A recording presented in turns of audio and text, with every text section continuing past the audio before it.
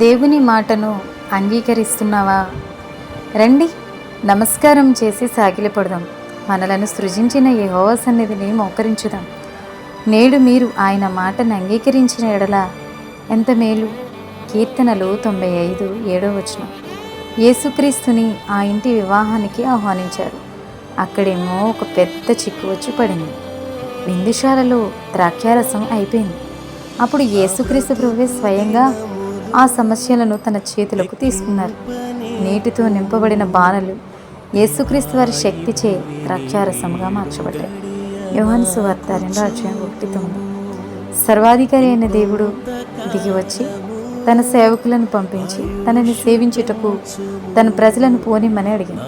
సామాన్య మానవుడైన ఫరో దేవుని అధికారమునకు, దేవుని శక్తికి లోపడక, నేను అతని మాట విని ఇశ్రాయేలులను పోనిచుటకు యెహోవా ఎవడు? నేను యెహోవాను ఎరుగను, ఇశ్రాయేలీలను పోనీయనని. నిర్గమకాండం 5:2 అని అన్నాడు. ఫలితంగా త్రాగవలసిన నీరు రక్తముగా మార్చబడింది. ఐగుప్తీయులు ఎవరు ఆ నీటిని త్రాగలేకపోయారు. నిర్గమకాండం 7:20. ఒక్కటే నీరు ఒక చోట రక్తముగా మార్చబడింది, మరి ఒక చోట రసముగా మార్చబడింది. కారణం ఏమిటి? రెండు చేసింది దేవుడే. రెండు చోట్ల ఉపయోగింపబడింది నీరే, కానీ ఫలితమే వ్యత్యాసముగా ఉన్నది. కారణం ఏమిటి అంటే విధేయత. కారణం ఏంటంటే విశ్వాసము.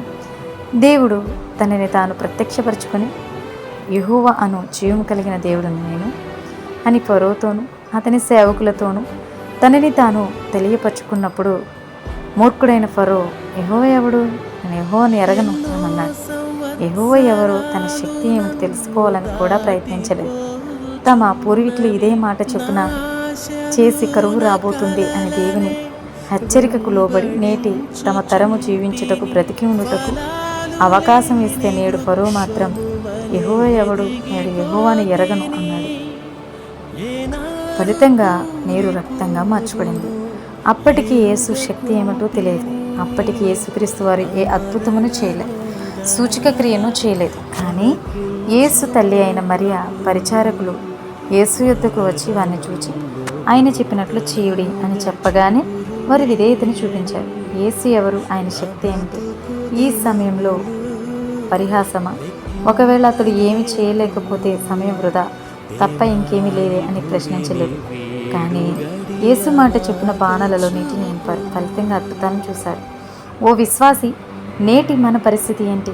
మన జీవితంలో ఎదురయ్యే సమస్యలకు దేవుని అధికారములకు చోటయ్యక, దేవుని ఆజ్ఞకు విధేయతను చూపక, దేవుని శక్తిని గ్రహించక నీవు కూడా ఫరోవలే మూర్ఖముగా మాట్లాడుతున్నావా? లేక కానా వివాహంలోని పరిచారకుల వలె అంగీకరించిన విధేయతను చూపిస్తున్నావా?